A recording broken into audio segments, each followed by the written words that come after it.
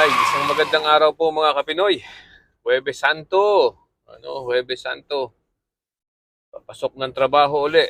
Alas 7:05 ng umaga.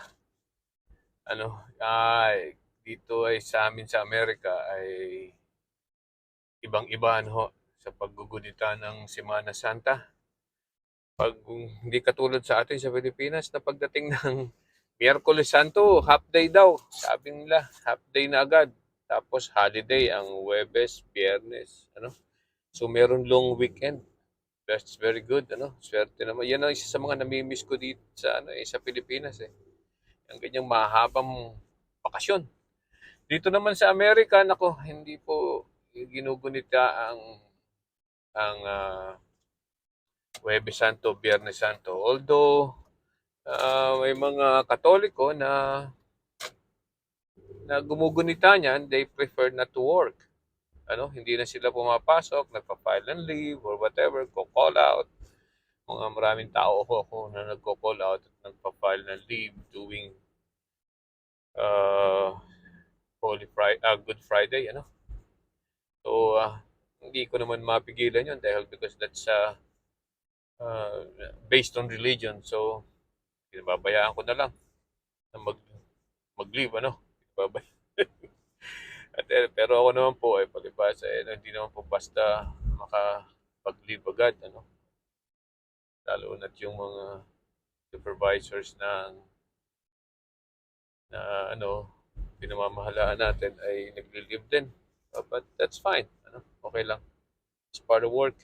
So yes, kamusta po kayong lahat, Uh, Masyadong maraming nangyayari ngayong Semana Santa sa Pilipinas, Mukhang pag ganito daw naghihirap ang Diyos, naglalabasan ng mga demonyo at mga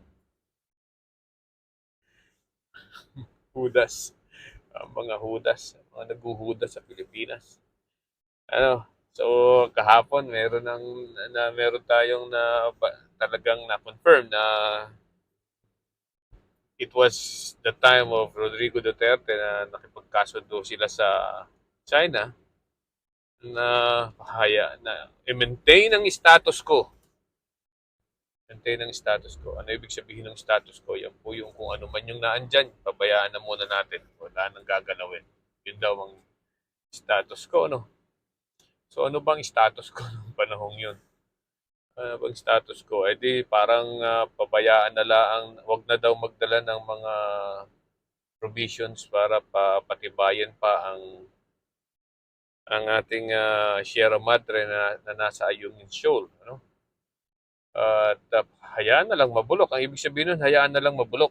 Nadiktahan tayo ng China kung ano dapat gawin sa mga bagay na nandito sa ating pag-aari. Yun ang nangyari. Kaya yun ang pinangahawakan ng China ngayon pala. Kaya ganyan ang salita, ang litaniya ng China na hindi daw sinunod ng Pilipinas ang ipinangako na aalisin at bubulukin na ang Sierra Madre sa Ayungin Shoal. Although sa pag-amin naman po ni Harry Roque ay sinabi niya na hindi sila nangako na aalisin. Hindi nangako si Duterte na aalisin ang Sierra Madre. Hindi na lang patitibayin. Yan daw ang gentleman's agreement, So, yan po. Isa yan sa mga lumabas na hudas ngayong Semana Santa. Kitang-kita nyo na agad na may naghudas na talaga alam na natin kung sino naghudas sa Pilipinas.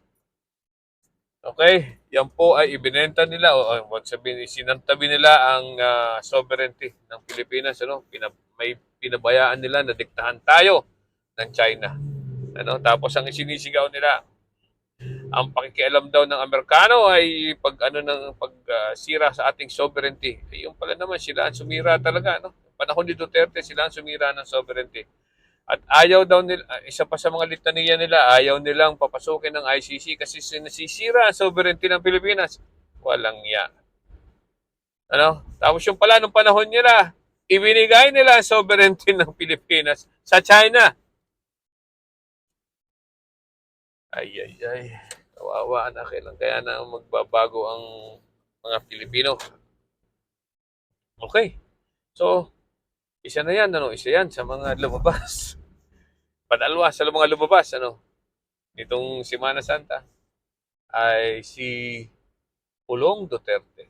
At pinagtatanggol yung kanyang kapatid na si Sara Duterte. At sabi daw ay, by the way, Sara Duterte is the Vice President of the Philippines right now. So, ipinagtatanggol niya, bakit daw naghahanap ang mga tao kay Sara Duterte? Bakit daw kailangan i-demonize bakit kailangan daw i-demonize ni Sara Duterte ang China sa mga nangyayari sa Philippine Sea? Medyo hindi maganda ang dating sa akin nun lalo, no? Uh, by the word na tayo ay dinidemonize natin ang China. Well, tayo pa ngayon ang nagpapalabas na demonyo ang China? Tayo ba? Pilipino pa ang nagpapalabas na demonyo ang China? Hindi po natin pinalalabas yun. Dahil sila'y demonyo na talaga. Di ba? Nakalabas na yan, alam na nila, sila yung bully. Mga Kapinoy, sila ang demonyo talaga, hindi natin pinilalabas. Okay? Ewan ko kung anong klaseng pag-iisip ng mga Duterte na yan at mga ilang taong naniniwala pa sa mga Duterte. Ano? Bakit nagtagal yan sa gobyerno? At hanggang ngayon, naandun pa rin. Sa mga ganyang klaseng pag-iisip, hindi po natin dinedemonize ang China kasi po demonyo na sila. Sila ang nangaharas. So there's nothing wrong na hindi tayo ang gumagawa ng mali. We don't do anything wrong. Alright? Demonyo na talaga sila. Sila nagpapalabas sa sarili nila na sila ay demonyo, sila nang haharas, sila nang bubuli sa buong international community. Okay? So hindi po natin dinidemonize ang China. At hindi natin hinihingi kay Sara Duterte na i-demonize ang China. What are we expecting for her to do? Is to defend and to make a stand against China. Alisin na po natin ang pagiging presidente niya. Alisin na natin yun, ano? Alisin natin ang pagiging vice president niya. Sigurado naman po ako na siya ay Pilipino. Ano, unless siya ay talagang pakawala ng China at pineke niya ang passport niya, no? At ang mga legal documents niya sa Pilipinas, ay sigurado naman po ako na Pilipino siya. Okay? So sa ngayon, sa nangyayaring ito sa Pilipinas, sa pambubuli ng China, di ba dapat kung Pilipino ka, tumayo ka, kakampi ka ng Pilipinas? Lalong-lalo na sa mga maling ginagawa laban sa atin. Yan po. Yan lang ang ating hinahabol kay Vice Presidente. Tinawag pa siyang Vice Presidente ng Pilipinas, yun pala yung maka-China siya. O hindi siya marunong tumayo at lumaban in behalf of the Filipino people.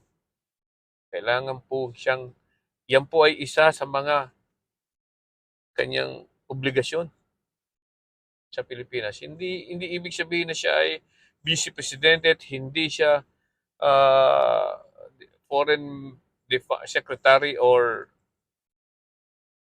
AFP o Defense Secretary. Hindi po kailangan ganon. Ang kailangan dyan, at least Pilipino na lumaban para sa kapakanan ng mga Pilipino. At yan po ay isa diyan ay si Sara Duterte na isang Pilipino. Yan din si Pulong, ano? Yung mga Duterte na yan ay mga Pilipino, alam ko ha. Ang yan sa pagkakaalam ko. O baka naman talagang Chinese na mga yan. Kasi I love Xi Jinping. Province of China. Okay? Ay, idaan na lang natin sa tawa. Oh, di ba? Ano pa? May nabalitaan din po tayo. Ano? Narinig ko sa isang interview, I think it's a phone interview, tinatanong si Bato de la Rosa, si Senator de la Rosa. Tinatanong kung may alam siya dyan sa pangyayaring yan. Sabi ni Bato, wala. Wala akong alam dyan. Hindi ko alam yan. Hindi ko pinapasok yan sa mga agreement na yan. PNP lang ako. Okay? Kanya-kanya silang deny. Ano?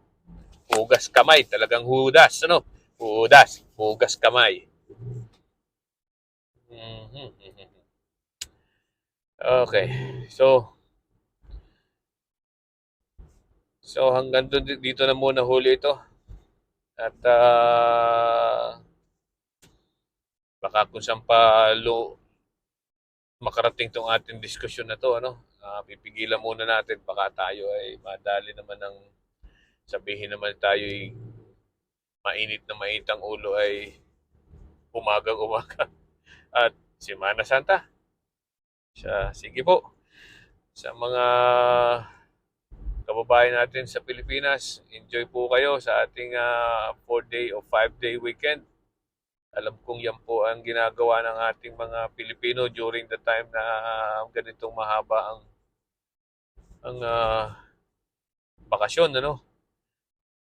Hindi katulad namin nung kami bata na pag Semana Santa ako nasa bahay laang at nagdadasal, nagpapabasa.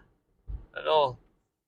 Pabasa ng pasyon. Ewan ko kung meron pa rin ganun ngayon sa Pilipinas. Ano? Mag-comment po kayo kung nangyayari pa yan sa Pilipinas. Kung anong mga experience nyo during the Holy Week. Okay? Happy Easter po. Kung hindi tayo magkikita before Easter, enjoy. Bye-bye.